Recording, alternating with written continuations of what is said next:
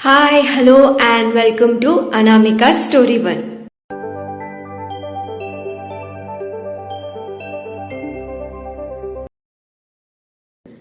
ఇవాళ మనం వినబోయే కథ మీరా, చాప్టర్ 73. ఆలస్యం చేయకుండా కథలోకి వెళ్ళిపోదాం. రాజీ మీరాని ఇంకా భయపెట్టడానికి, కంగారు పెట్టడానికి తనతో మాట్లాడుతూ ఉంది.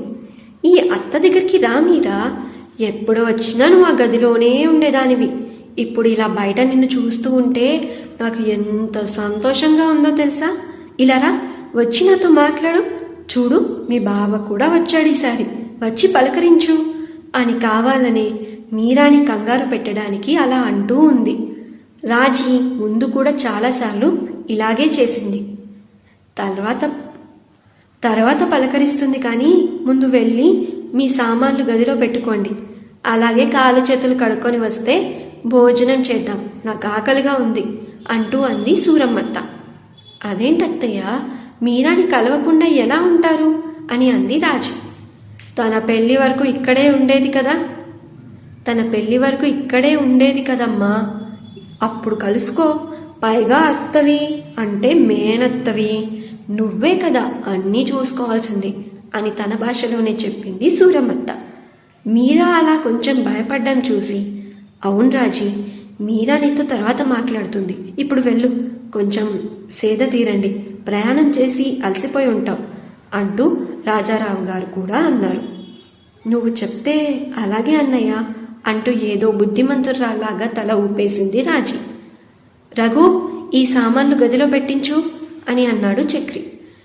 అలాగే బాబుగారు అని అన్నాడు రఘు. రఘు వాళ్ళ సామాన్లు మొత్తం వాళ్ళ గదిలో పెట్టేశాడు.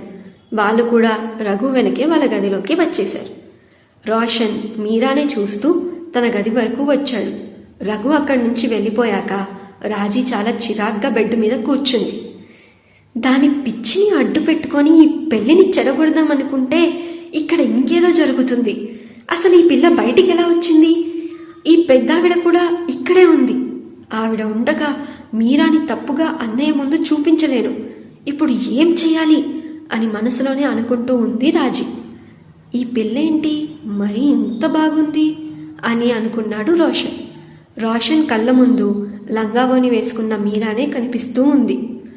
దూరం నుంచి చూస్తేనే ఇంత మంతెక్కిచ్చిందంటే అదే దాన్ని నా సొంతం చేసుకుంటే అని వేరే దారిలో ఆలోచించడం మొదలుపెట్టాడు రోషన్.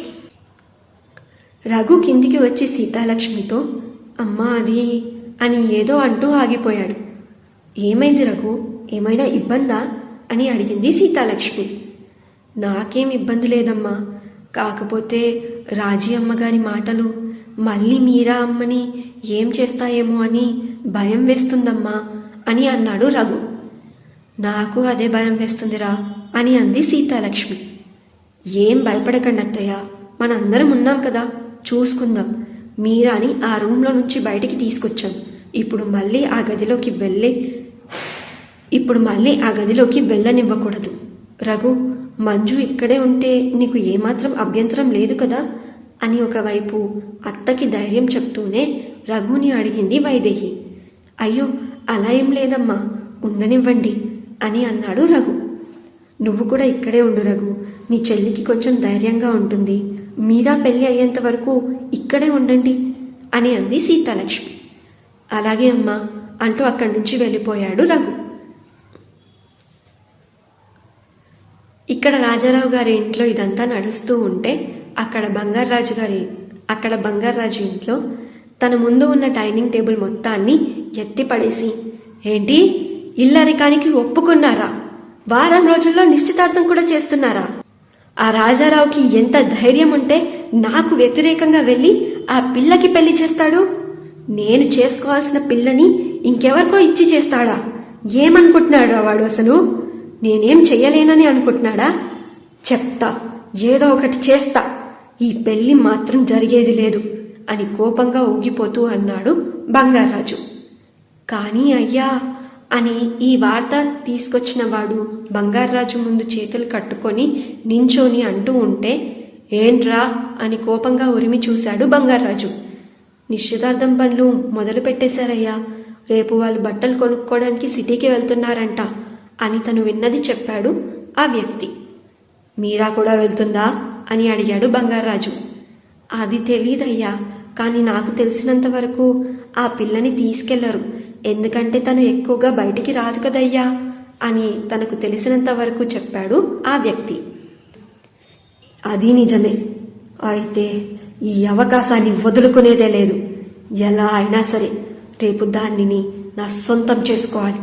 దెబ్బకి ఆ రాజారావు గాడు అందరి ముందు నా కాళ్ళ మీద పడాలి అని కోపంలో మీరా జీవితాన్ని నాశనం చేయడానికి సిద్ధపడ్డాడు బంగారాజు. దాన్ని సొంతం చేసుకుంటే నీకేం వస్తుందిరా?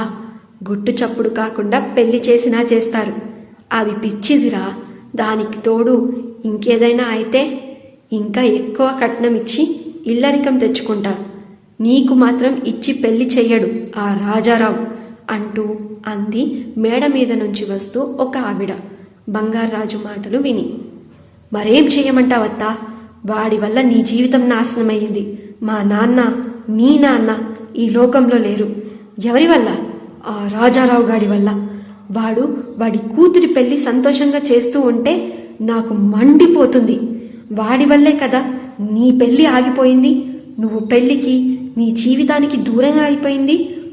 అలాంటి వాడిని అసలు సంతోషంగా ఎలా ఉండనిస్తాను అని చాలా కోపంగా మనసులో ఉన్న రాజారావు గారి మీద తనకున్న పగని బయట పెట్టాడు బంగారాజు.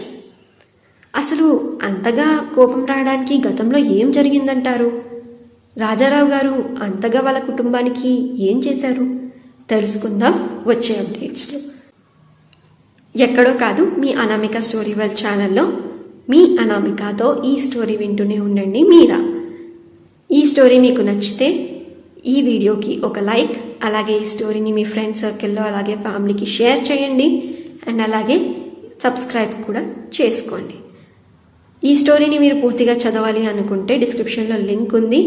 ఈ స్టోరీ ఇంకా నేను రాసిన మిగతా స్టోరీస్ కూడా మీరు చదవచ్చు, అన్ని chapters. Thank you so much for listening. Bye bye.